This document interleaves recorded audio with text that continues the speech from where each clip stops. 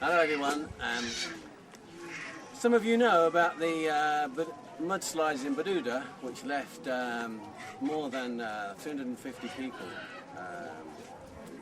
dead, buried under their mudslides. This is the camp that they've set up to deal with all the people that have been affected by the mudslides. So there's, I think it's about 2,000 people in the camp, and you can see this, as you'd expect, it's tent city. I've just come to visit one family who are, here's the mother. Come on, Judith. There's the mother. So this is Judith. She lost her husband in the mudslides. They're living in this tent at the moment. They've been here now for 6 months. She's got 7 children here. They get a handout of porridge and beans once every 2 weeks, and then they have to make that last for 2 weeks if they can. If it doesn't last for 2 weeks, they've got a problem. Obviously water's a problem, and going to the toilet's a problem, and so on. The second born here, I need to try and find a sponsor for this child. This is Annette. She's going to give you a big smile. She's a bit shy. Annette she'll be 14 this year, you see. And if we can get a sponsor for Annette, and then maybe some of that sponsorship money can be shared amongst the family to try and give them some extra food. It's likely that the camp will close by the end of the year, and the family will need to go back to the village where the landslide happened. I haven't been to their house yet. The house is still there. The landslide took away about half of the field that they used for growing food in. I think they can probably, once they get back there, the father was obviously the main digger of the fields and the main farmer, if you like, but I think the mother will have to manage by herself to try and do that farming without her husband, because no, she's not going to get another husband because she's already got 7 children, and nobody was going to want to marry her with 7 children. So she's going to have to try and support her family as best as she can by digging in the fields and growing some maize and some onions and so on. So even if we can get even the smallest support for the family, it's going to mean a lot to them in the future. Only Annette's going to school. She's going to primary school, and I think 2 of the other children are the bigger ones. The rest are still a bit too young. So if you can help in any way, we will be really grateful.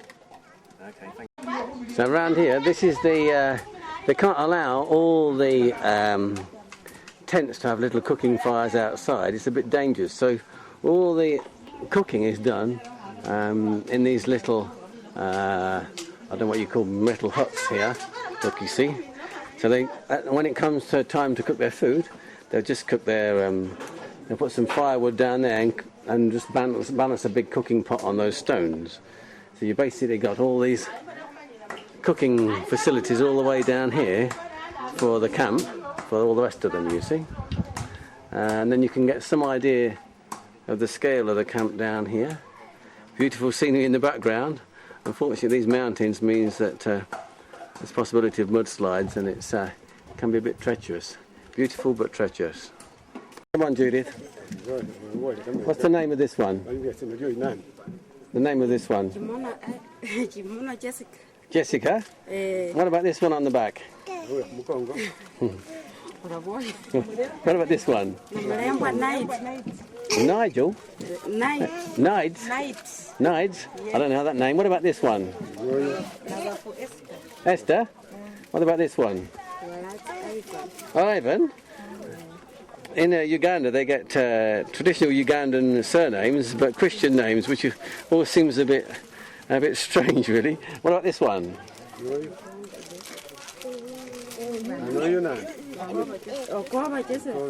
Joseph. And what about a smile from this one?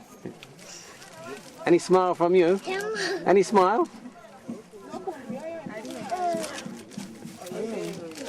Is she going to smile or not? Not really. What about this one? Okay. She doesn't really understand. She doesn't really understand. So,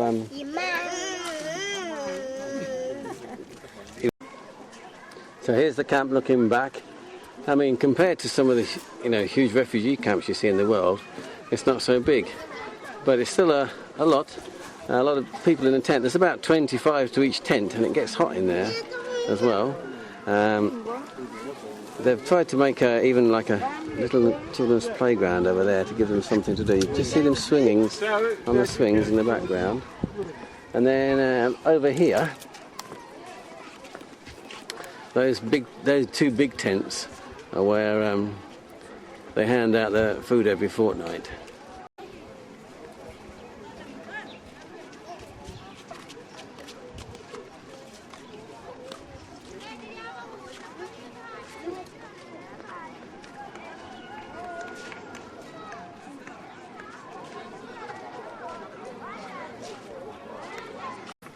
So now I've got this classic problem that I bought some food for the family, but I can't give it to them. Because if I give this food out, they'll be right. Everybody rushing for grabbing and everything else, and there'll be a stampede. So I've got food in my vehicle, which is just behind me, for this particular family, but I can't give it to them. It was just it'll be a chaos.